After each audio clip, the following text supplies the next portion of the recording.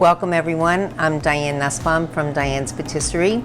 We're proceeding with our season 2 of our wonderful desserts, and today of course we're making one of our fabulous, really rich, delicious chocolate desserts. So this is a chocolate pate, and we've done it in several different forms. We've made it into a loaf, which you can slice down and serve as a plated dessert. We've made it into little mini desserts because it is very rich and you could have it on a dessert platter.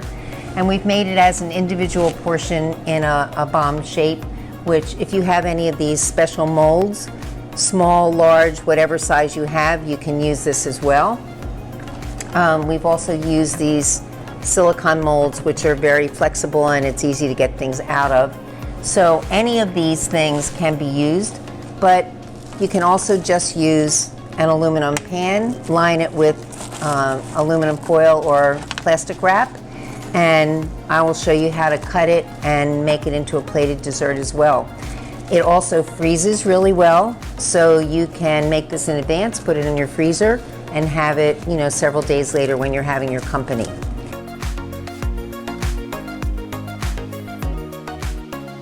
So first we're starting out with egg yolks, which I've already separated the eggs, and for this recipe we're using 5 egg yolks.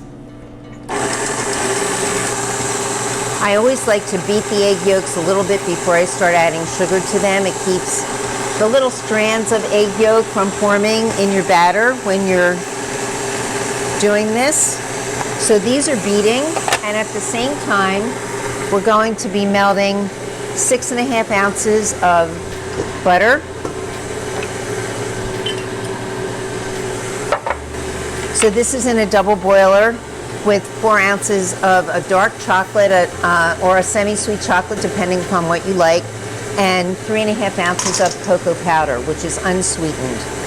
So the goal is to get all of this melted, get these to a very yellow, eggy texture, and then we have also in advance toasted almonds, 1 cup of sliced almonds, and we've ground them up because they're going to get folded into the batter at the end. We're also going to be whipping up 2 cups of heavy cream to add to our mixture at the very end, you can see. And it's fun to do some different kinds of decorations on your desserts even before you cut them or plate them. So we have some strawberries, we have some chocolate decorations, which we've shown you how to do in previous episodes. And we can go over them. We'll probably be doing more chocolate decorations as things proceed. You can also make little meringue mushrooms to put on your decorations if you're doing something for Christmas, and we'll put these little meringue mushrooms together with some chocolate.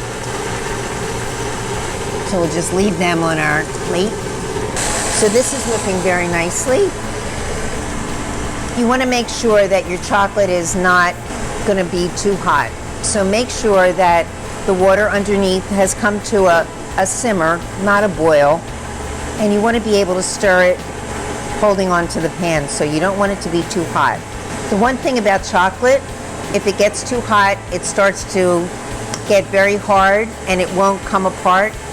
We say it binds, and then it's very hard to use it with anything else. So make sure that your water is only at a simmer, not a boil, and you want to continue to stir it because it's going to get to a very nice chocolate texture, smooth.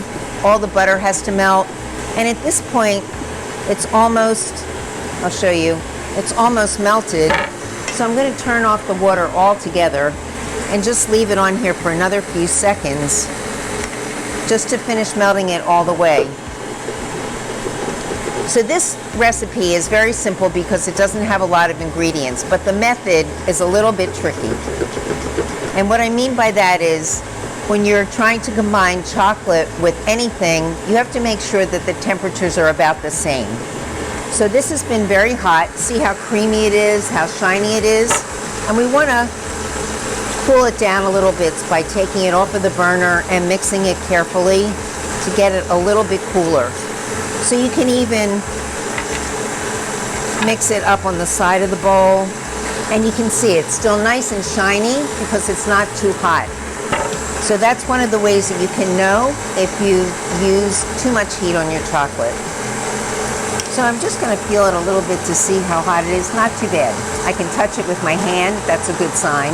And now I'm going to show you what the eggs are supposed to look like when you beat them long enough, because a lot of people don't understand the importance of taking your time to beat your eggs to a ribbon stage. So you see how pale yellow they are and how thick they look? And this is exactly what we're looking for. We want something that is the ribbon stage of our egg yolks. So first we're going to just put a little bit of the chocolate into these eggs to get these eggs to about the same temperature as the chocolate.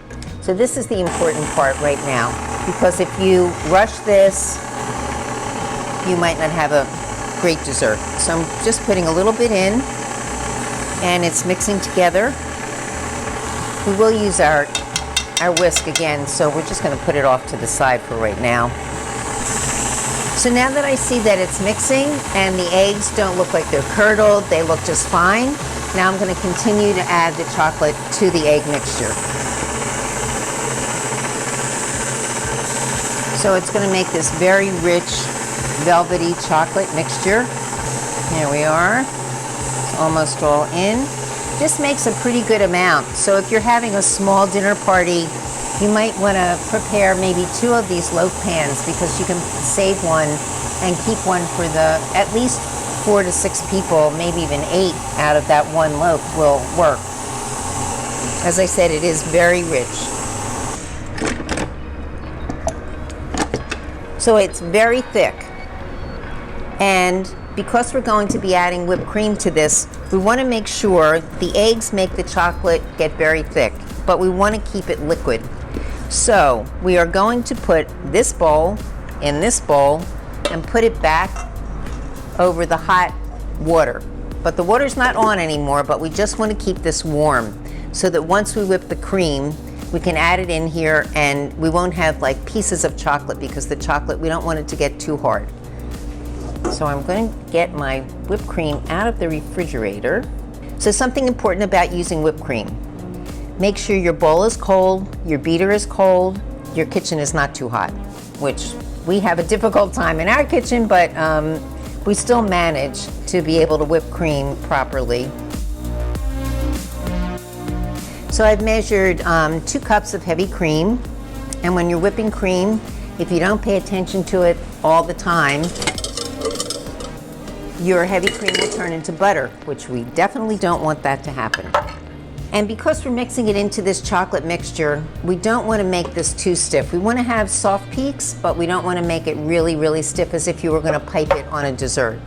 So a couple things to pay attention to while doing this recipe. But you can see it goes pretty fast once you have everything ready to go. It doesn't really take that long to whip it. And then once the heavy cream is incorporated into the chocolate, then we'll add these ground almonds. If you have people who have nut allergies or don't want nuts, this is an addition, but it's not necessary. You can leave them out.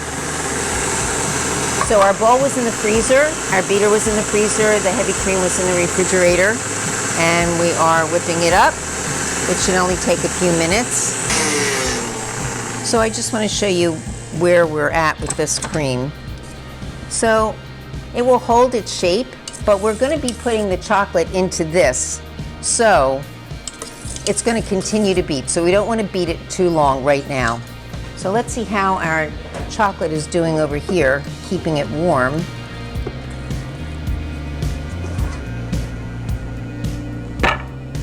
So I think our best bet is to put it on the burner for a minute, back into this bowl, because it's very important that it not be too thick. And sometimes when we're doing a larger amount of this, we'll put the whole mixing bowl in right over the double boiler. But for today, we'll use our bowl that we melted the chocolate in. So you can see it's already very thick. Okay, almost all out of here. We don't want to waste a drop because this is so delicious. So we'll just use this whisk to kind of move it around a little bit. So now what I'm going to do is take a little bit of the heavy cream and put it into that bowl. Again, tempering the 2 temperatures together so that we can get to an even mixture. And because this cream is nice and lightly whipped, it will go into this mixture much more easily. So it will help loosen up the chocolate. So I have turned off the heat, but there's just enough heat from the pot so you can see it's starting to get more creamy. And we'll get it off the beater. So I'm actually going to put this back into this bowl and continue to add the whipped cream to it that way. This way we save as much of the chocolate as possible because a lot of the chocolate was already stuck to this bowl. Put it on slowly and start adding it bit by bit. It's doing really good. And there's nothing like fresh whipped cream. I'm sure you all know that.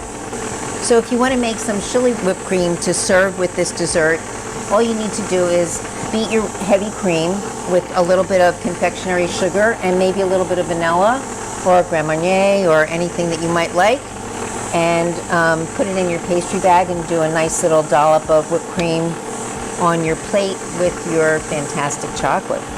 And it's coming together beautifully.